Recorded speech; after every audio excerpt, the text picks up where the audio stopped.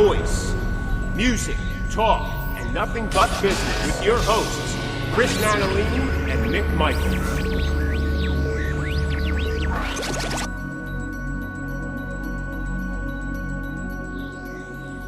Hello, everyone, and welcome to the Cosmick Voice. This is Season 3, Episode 12. I am here with my co-host, Chris Nanolini.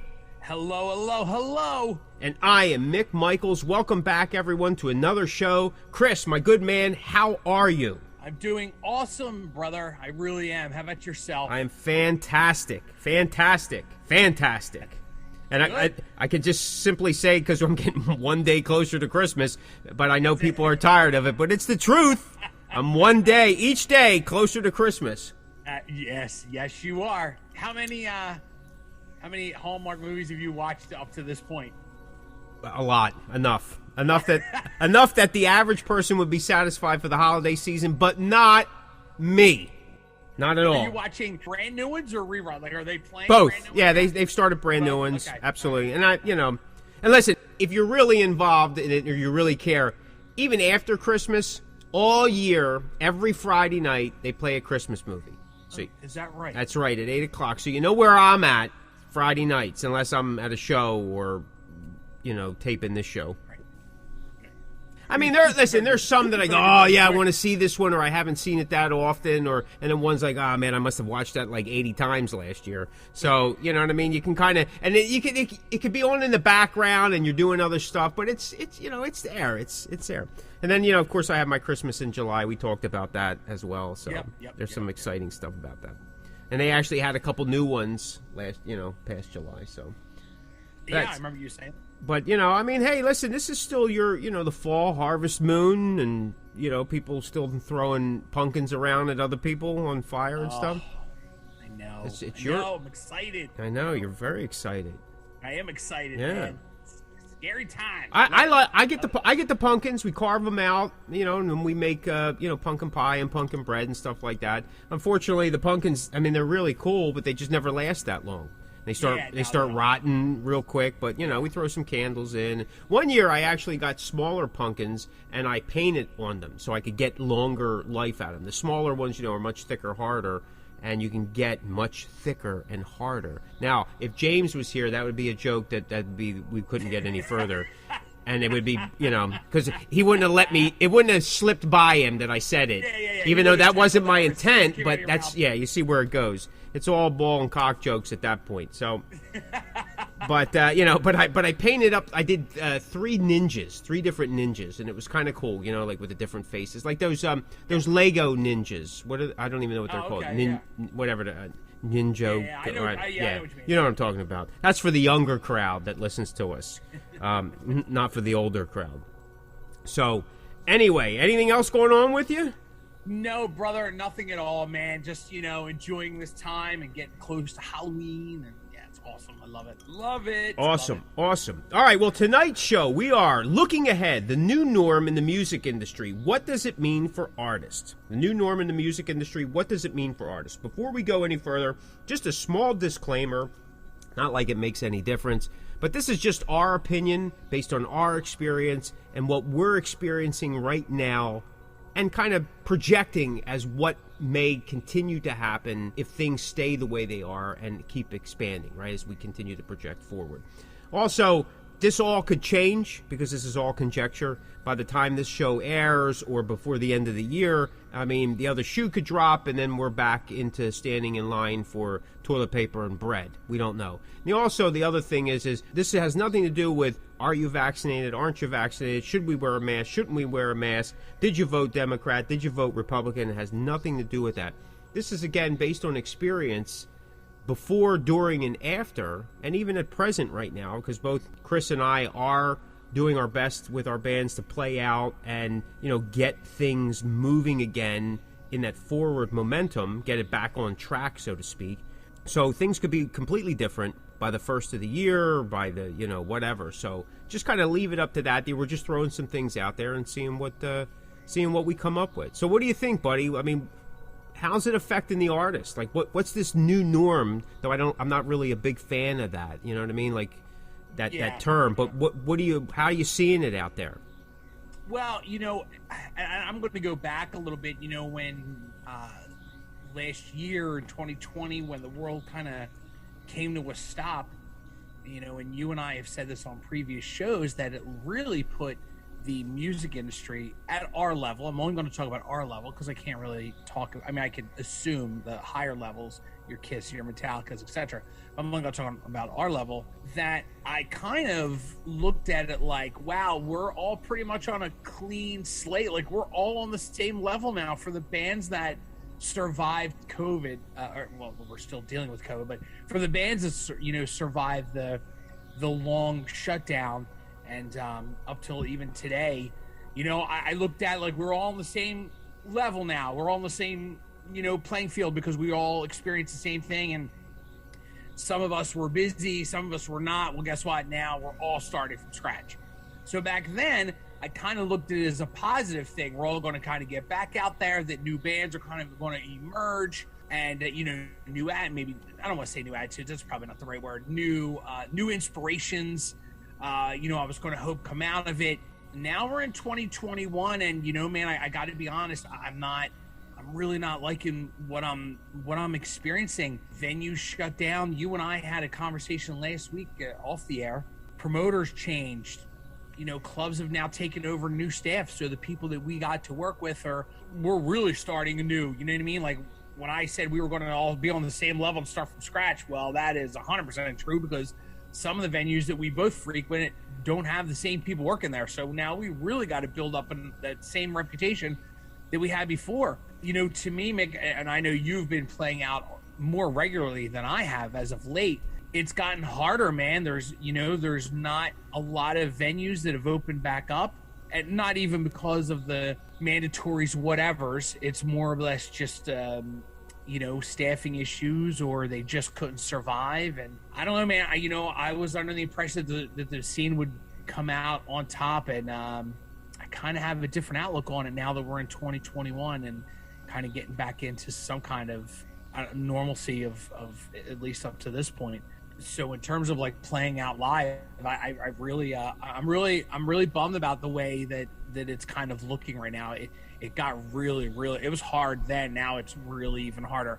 And also too, all the bands that did survive, we're all trying to find gigs. And now that there's less bars and all these bands, it's getting harder to book. That's another issue too.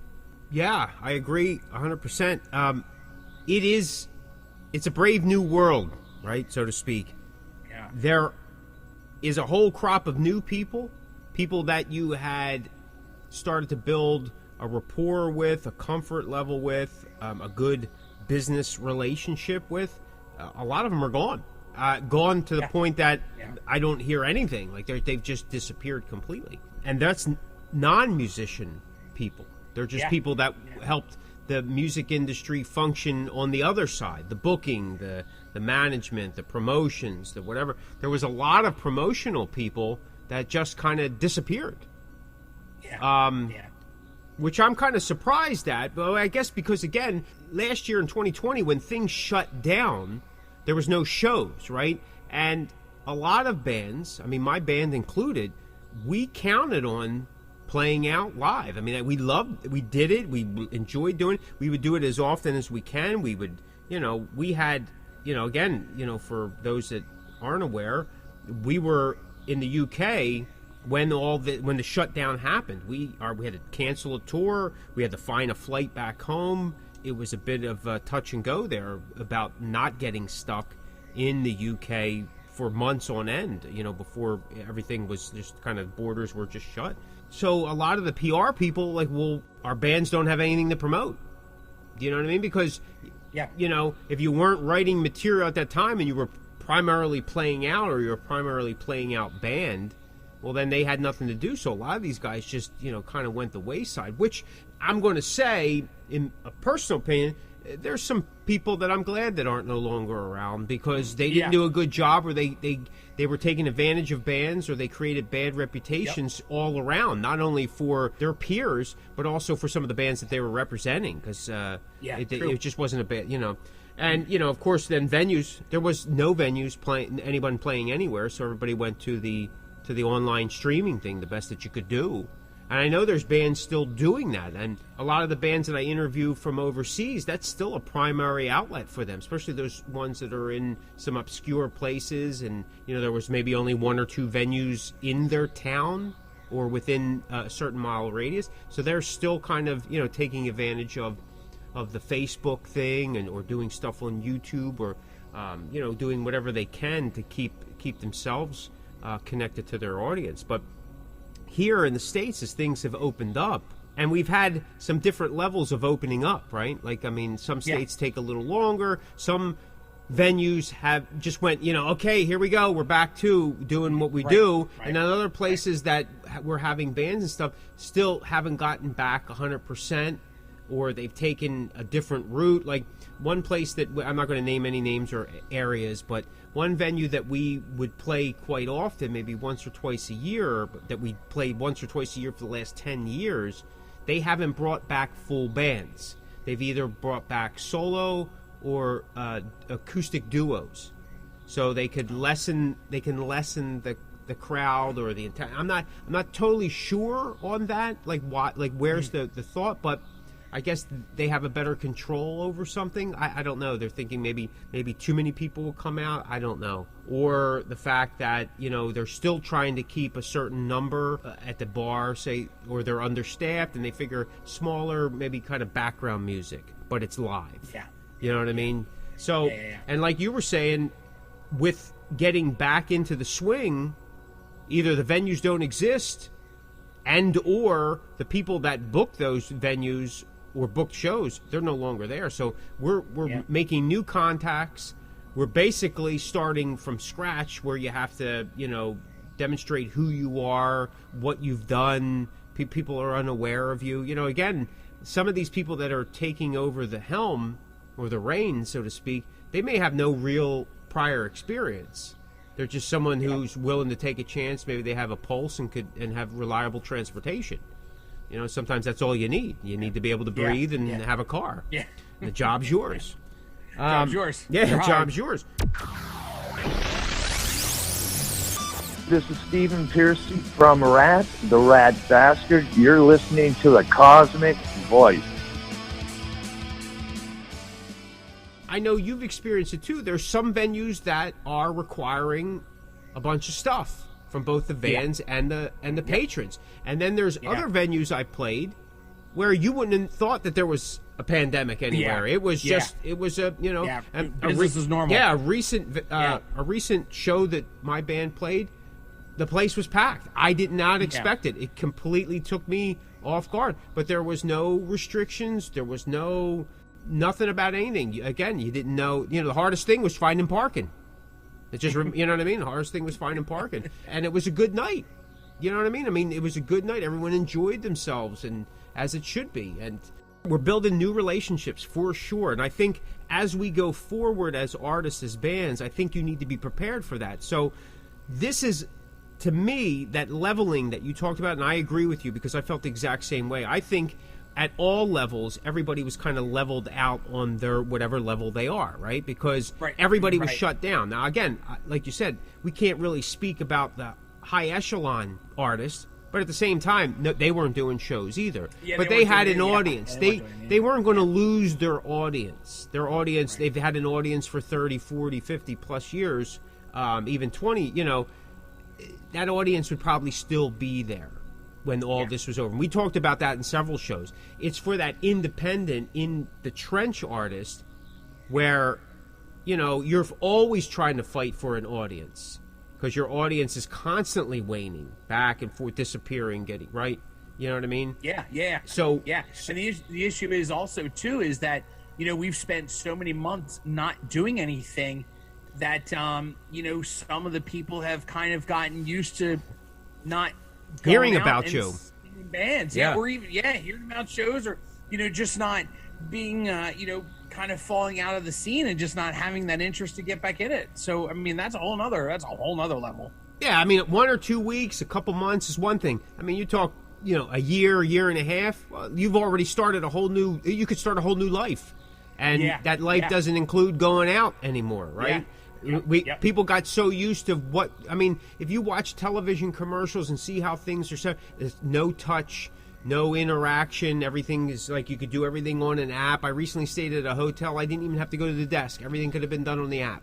The key, I didn't need a key. I didn't need anything. I didn't have to talk to anybody. And it's seeming that's where the world is going. However, with bands and performances, there's still that interaction. So it's going to have to be there. So again, we just have to be prepared that this is what we have to do. We have to make new relationships build. But to me, that's a great starting point because you can start fresh. You can change your approach. You can fix things that maybe weren't working before. You avoid the things that definitely weren't working before. As new venues do open up, or new management and or new talent buyers start to appear, this is an opportunity to create a new branding for yourself. Hit it in a different fashion, right? And if you've been doing it for a while, just let experience be your guide. Right? I mean, we know, listen, innately as human beings, we know the difference between right and wrong, unless there's something wrong with us, right? Psychologically, emotionally, spiritually. However, but the average person, they say, even kids know the difference between right and wrong. There's always something there telling, right? We just choose to do one or the other. Well, try to avoid the things that you knew were problem areas before. Make a new go at it. You know, if you have to change your logo, or change your look, change your sound, change your approach, change your EPAC. Remember, we talked about updating. It's all this, you know, it's a restart, maybe a reset, but for some of you guys that have been around for a while and you have some experience, it's just maybe a retooling or a rebranding, right? A new presentation, a grand reopening, so to speak. And I've embraced it. I really have. I'm still a little, it's still catching me off guard because, you know, you go for what you're used to, but then you're, oh yeah, that's right. Oh yeah, it's not that, okay, you know, I have to take it this way. But, you know, be polite and be willing to work with the people. And again, if you've been around a while and listen, they ask for a video, well, you send them a video. Bitch about it in private to yourself. But just say, okay, here it is. Here's my EPAC. Provide as much information as you can to them so maybe they don't have to ask. Right? Give them good links so they can immediately go check. Okay, yeah, these guys have been here before. Maybe not with me, but you know, okay, they've seen the disc and that stuff. Again, like we talked about all along, it goes a long way. And when you're starting up new relationships, I mean, what better way than come out, you know, with your best foot forward, right? With your best chord. You should be starting that set out with your best song or one of your best songs that's going to draw the people in, and you got to end with your good song. Yeah. You know what I mean? You got to keep it. So it's the same thing, man. Where it's going, you know, I mean, again, we're surmising, we're making our own projections or predictions based on our experience. I think that, well, here's the thing. Some of the venues that I originally talked to in spring when everybody was getting ready to open up, you know, here on the East Coast and all, they were like, oh, we're going to do some things different. We got rid of some baggage people. We're doing this. There that. We're going to start caring for the bands. Well, at that time, not a lot of major acts were booking yet. Everybody was kind of waiting. It was like there was a couple bands that were out there going, okay, we're just going to take advantage of it. They were actually the smart ones. They got on board before people, you know, and that's, you know, you get a Tuesday night and the place is packed. A Monday night, the place is packed. We're like, what's going on here? Well, that's what happens when you shut things down for 14 months and people are going nuts, right? But by end of July, August, as all these bands started, now if you start looking at some of the major venue areas, the bands are booking again and they're coming through, the national bands, and all of a sudden what was going to be different, in my opinion, now it's all back to normal because these venues, certain venues, are seeing the money come in. Like, oh, it's back to normal. Let's get as much as we can, right? Because at any time things can be shut down. So who's paying the price? It's all the local bands that are trying to be support. You know, again, so in an essence, where you thought some stuff was going to get better, I don't know. I think it just may get even worse, and you're going to kill some bands. And of course, listen, there's always new crop of bands. We talked about it. There's always going to be a band that steps up and go, I'll pay that, I'll do that, I'll do this, you know, where other bands like been there, done that, not going to do it again type of thing. I think also, too, that, you know, another issue that we'll be faced with, and again, this doesn't matter if you're for the vaccine, against the vaccine. I'm just kind of laying out there because it is pretty black and white that there are some ticket agents, they're not allowing bands that are unvaccinated to tour or, play their venue. Like they want, whatever ticket, ticket buyer or ticket seller rather, whatever company it is, whether it's Live Nation or AEG or, the big ones, they're putting a thing where, they're trying to book bands that, have been vaccinated. That you could run into issues too, because maybe you have a band member or two that doesn't believe in the vaccine. Now, again, this isn't about anti or for the vaccine. This isn't what we're talking about. We're just talking about the future of the music business. But what's going to happen is, you're going to see bands touring with, members that can't tour or don't want to because of the rules, and that could hurt too, because you're going to go see your favorite band. Again, we're talking about on a higher level than you and I. You're going to go see your favorite band, and there could be a person or two missing because because of the vaccine rules or the rules and regulations of that ticket broker that you have to go through to see those acts. Oh, yeah. I mean, you're going to have it with people coming to see the band, too, the audience. I had seen Judas Priest before Richie's situation. Actually, it was the beginning of the tour. And you had to either show, as someone coming, in the audience, show either proof of vaccination or proof of a negative test within 72 hours of the show. So you had a lot of that. But what I seen was not a full arena. There should have been more people, in my opinion, at that show. Did they really? Did they check you with the door? They did check. Yes, they did check. Did they? Then the funny thing is I don't know if it was funny. They let everybody know 4 or 5 days before the show. It was decided, and if you bought a ticket, you were sent an email saying this was the case. They didn't tell you to that night, and most people didn't know unless you were kind of walking around the place, that they actually had a testing facility right there, and they would have gave you an instantaneous result. It didn't cost you anything. But I had talked to some people that night in the crowd. We were talking. Everybody's talking about pretty much the same thing. One lady, she was running out of time. She spent $115 to get a test so she could get to the show. So not only did she pay, she's gonna have there. Yeah, that was some pretty hefty tickets by the end of when she was done. Yeah, because I don't even think the tickets were $100. No, you know what I mean. So she was a little bummed out, and like I said, the row that we were sitting in, it was just us and then two people sitting next to me. So there was half a row filled behind us, so we were able to move around, and it was like that throughout. And I think that putting some of these restrictions on, and again, it's not. Are the restrictions good? Aren't they good? Does it make a difference? Right. You're just going to have people decide, hey, you know what? That's just too much for me to do. It's not worth it. I'll just stay home. Right? And if they're doing that for the larger bands, think about what they're going to do for the local or regional bands. I'm not missing anything. Right? It's not like... Right, 100%. Yeah. So, you know what I mean? And some of them are, here today, gone tomorrow type of thing. So bands. And bands are like that. One band... Because, listen, after 2020, there's a lot of bands that have disappeared.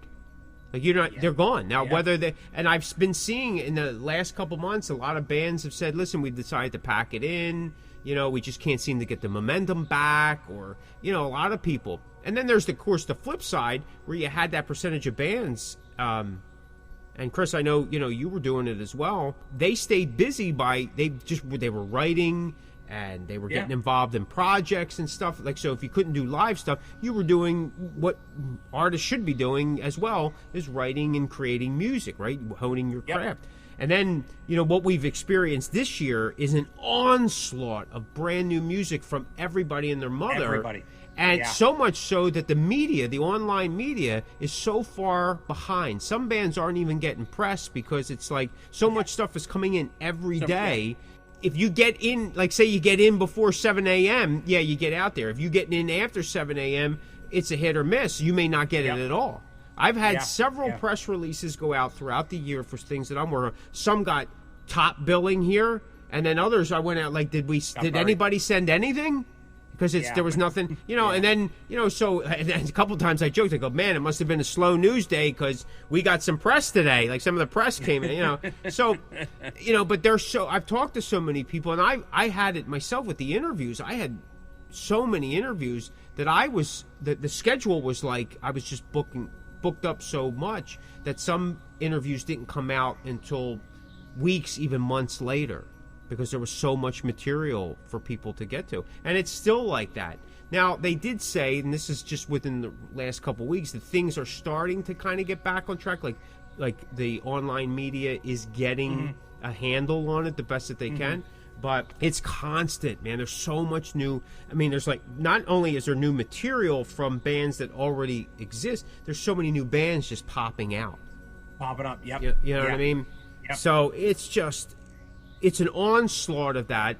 But the sad thing is like you were saying, there's just not enough places for everybody to play.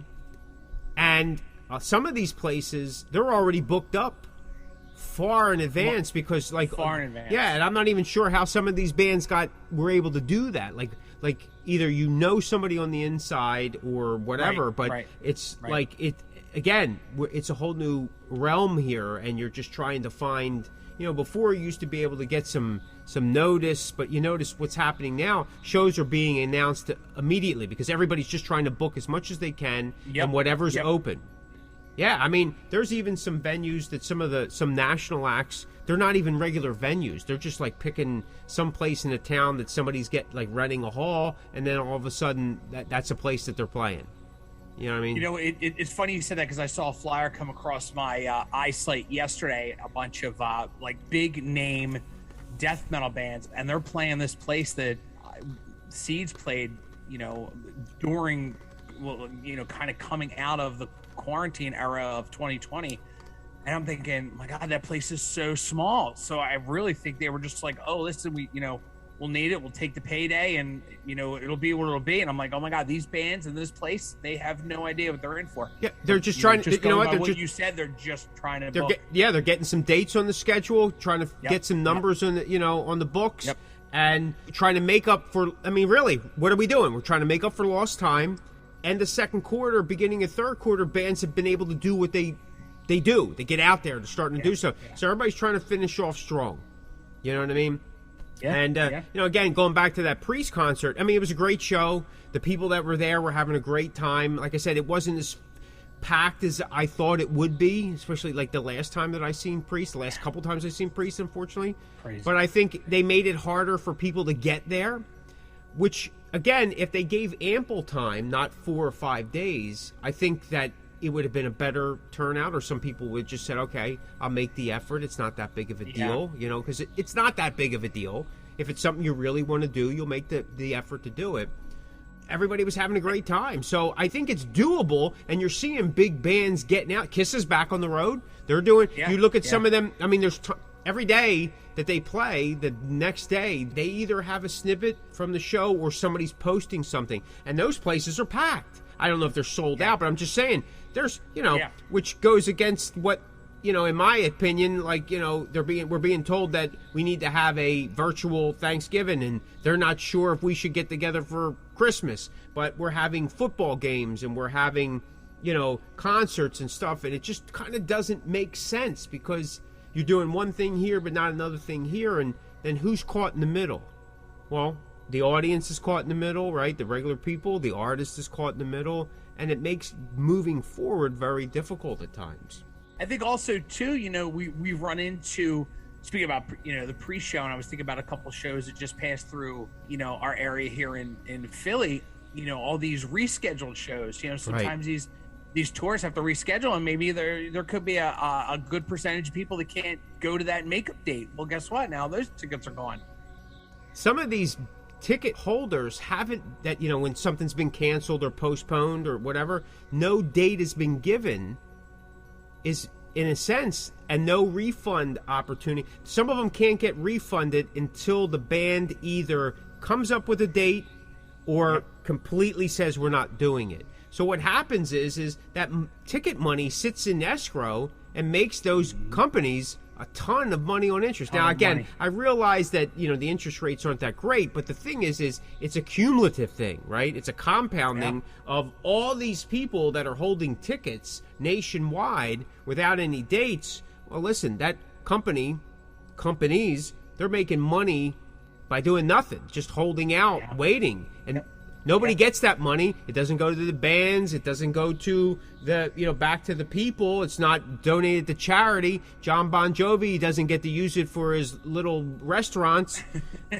right? That money goes into the pocket of, of these things. So even within the chaos, these guys figure out a way to make money. They're like the bankers of the music business.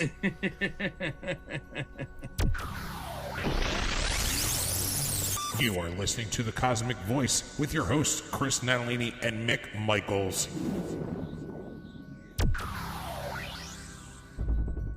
But listen, again, we got to take our experience and we have to continue to move forward. If this is what we're going to do, we have to keep moving forward. We have to toe the line, whether it's just for ourselves, our local scene, our peers, whatever the case may be, for the longevity of it, so that it will survive. Because if it doesn't, and people just start kind of falling to the wayside, and after a couple years, there's less and less people doing it, that may be a positive, actually. I'm just going to throw it out there, play devil's advocate. It brings back the time when, there may have been 20 bands in the area, and 7 of them were good, and 3 of them were stellar, and the first 2 got signed. Do you know what I mean? Instead of... There are 10,000 bands in the area. If we use our experience to move forward, maybe, like I said, retooling some of what we're doing and make some new solid relationships, we can at least build to this new norm. Give yourself a fighting chance. Don't just sit dormant and say, I'm going to keep doing things the way I did before. Well, listen, if we go back in time, but prior to 2020, things weren't that great either. People weren't coming out to venues. Ticket prices were going out the roof, and everybody. It just was getting to be a nightmare. So my hope is that this, like you said, this resetting would give people a new perspective and say, hey, let's bring it back to the artist a little bit. And I think there was a lot of that hope, but I don't know if we're seeing it yet. I don't know. No, I don't. I guess I see it in certain things, but not in everything. It's just like, listen, man. We've been through this a million times. You and I have been doing this so long. We've seen this, the scene has changed a million times. Now, obviously, we're at a time where that's never happened before, at least in our lifetime.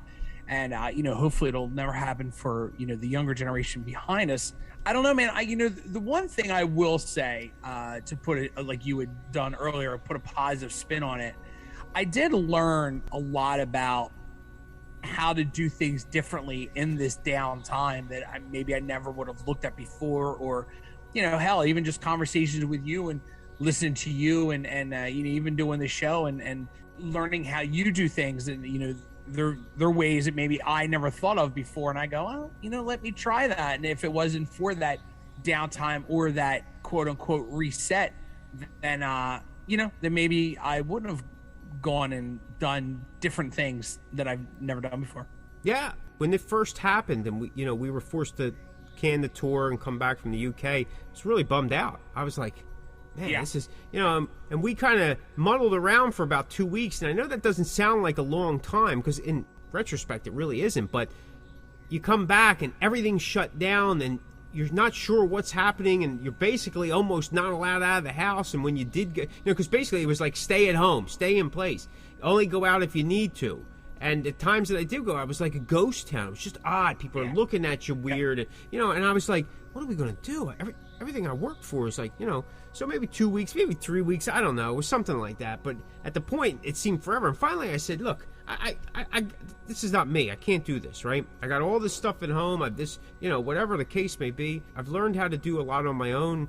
Let's just keep this rolling. Let's not look at what we lost, but look at what we have and what we can gain from that. Let's take, like you said, take this new perspective. And I just started, like I wasn't sure where I was going to go, but I'm like, well, let's do what we know how to do. We start writing and we start doing this. And from there, other things spawn, including this podcast. This spawned during the shutdown. I was like, hey, listen, we got to let people know, in my opinion, there are other ways of doing it. You don't have to get locked in. You just got to you just got to get creative, and you just got to believe and do it. And even if they tell you can't, do it anyway. I mean, I've done plenty of that.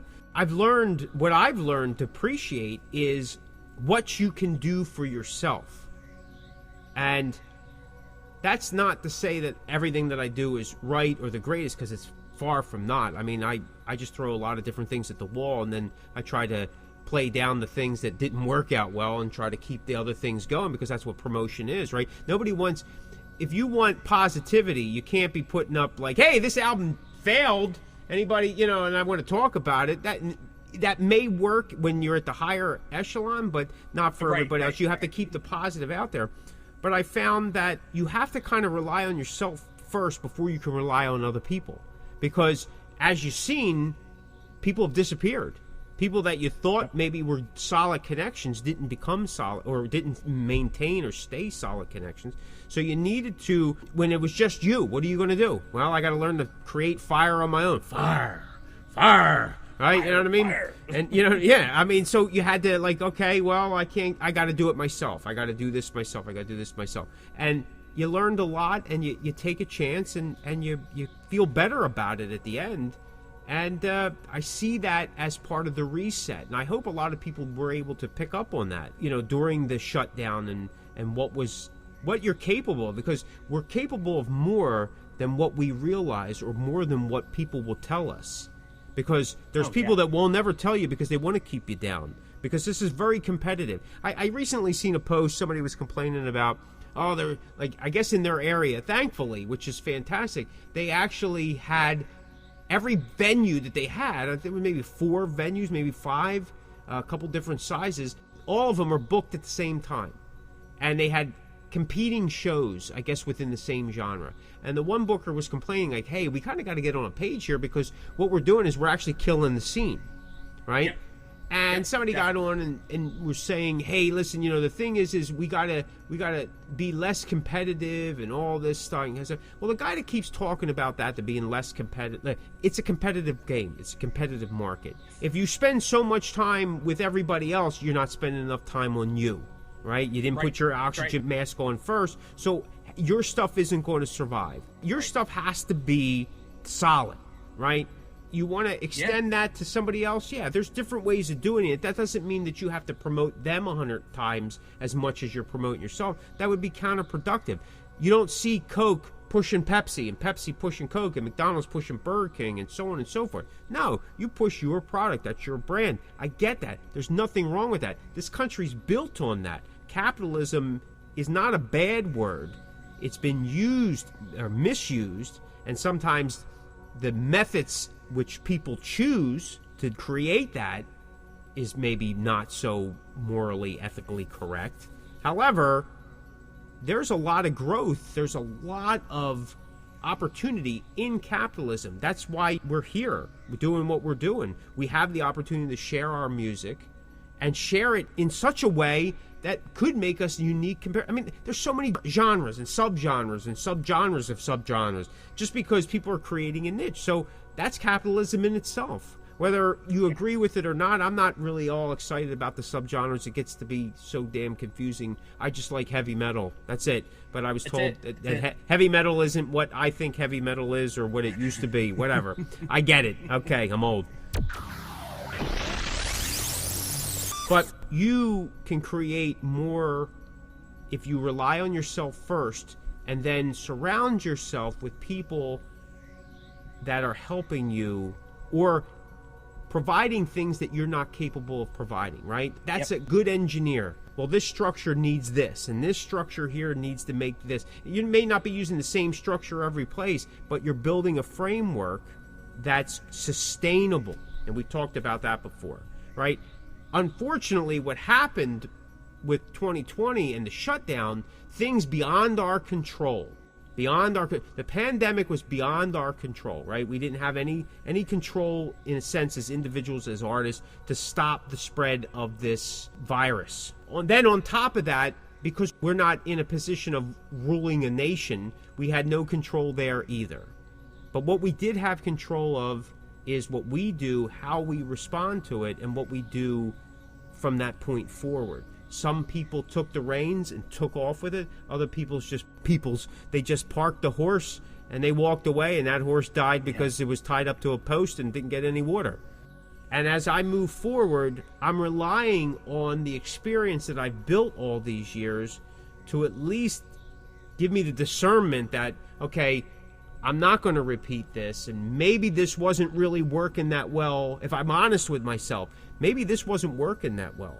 And the one thing that I've come to learn through all this is I don't want to spend my time with or deal with people that are just going to put me in a bad place.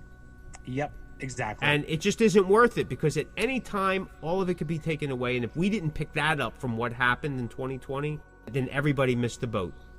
Yeah, everybody missed the boat. Everybody's still seeing, and that means moment to moment, enjoy what you have, make the most out of it, surround yourself with the things that you want to do and what you're passionate about, what you enjoy, as well as the people. Surround yourself with people. That's why I got Chris here. You know what I mean? Not because I like the way he shaves his beard. No, it's not too bad. I'm kind of curious. I like to see how he does that in person.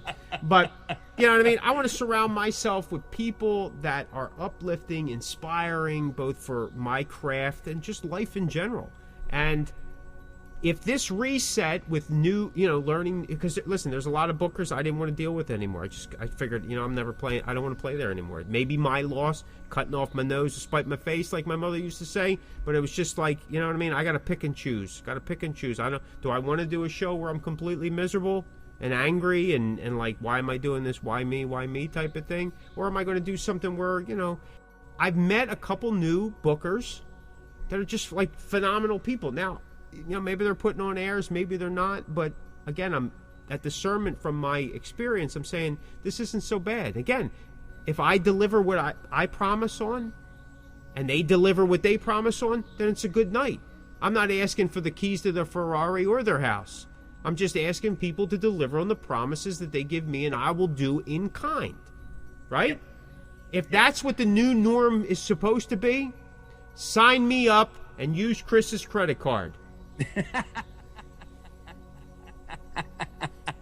No, man, listen, I agree, bro. Like you had said, if we didn't learn anything out of this, you have to look at it. Don't waste any more time. Record that song, do that show, get that shirt done, whatever it may be. Don't put anything off, because as we all have, if you took advantage of it before, you're definitely not in the right state of mind if you just let it go now, because COVID really kind of taught us that in the drop of a hat, everything's done. Like everything shut down and it's over. Yep, agreed. So now is the kind of day, like you said, and I agree. I love to surround myself with people who are happy doing what they're doing, enjoying what they're doing, and being supportive, and not not being all rah rah rah, all just miserable about it, and and that's definitely one thing that I learned also. Absolutely, I agree 100%. All right, I think again, we gave a pretty good analysis based on our experience, maybe some projections, some predictions. I don't know, did we get anywhere? I'm not sure, but I think we gave some food for thought. We left it on a positive, so I think that's a plus. You have to leave things on a positive, because if you leave it on a negative, you're not going anywhere. I mean, that's right. You have to. And believe me, I've been there. I surrounded, not that I went out and said I'm going to surround myself with negative people, but you fall into a clique, you fall into, and a routine, a rut, and you don't realize it. And all of a sudden, you're doing the same thing, and you're nowhere different than you were a year before. Well, I'll tell you what, even though things have changed and it's still tough, I'm not in the same place that I was a year ago. To me, that's a step forward. It's different, but I'm back out and playing. I'm setting up some tours. I'm already looking to 2022. I've recorded a lot of music. Whether you like it, you don't like it, you know about it, you don't, you care, you don't, doesn't make a difference. I released a lot of music. You recently released an album. You've done videos. You're out there. You're doing shows. You're making good on the things that you do. Yeah, that's you know what I mean? Because we're not going to be in the same place tomorrow or next year. And if you are, you got to reconsider everything you're doing. Yep. That's it. That's right, 100%. Anything else you'd like to add? No, I don't think so. I think we covered it. All right. I think we covered it. I think I pretty much said everything that I had planned on saying, yeah. Beautiful. All right, if you like this episode, check out some of our other episodes at www.thecosmickvoice.com. Don't be afraid to step into the Cosmickverse. Thanks so much for listening. This is the Cosmic Voice. Be sure to check us out at thecosmickvoice.com. Like and follow us on Facebook at The Cosmic Voice. You can find The Cosmic Voice everywhere you listen to online podcasts, like Deezer, Google Podcasts, Apple Podcasts, Spotify, Anchor, Stitcher, and so many more. Okay, folks, that will do it for another episode of The Cosmic Voice. Mick and I would like to say thank you very much for tuning in, and we will see you next week. You're listening to The Cosmic Voice. Music, talk, and nothing but business.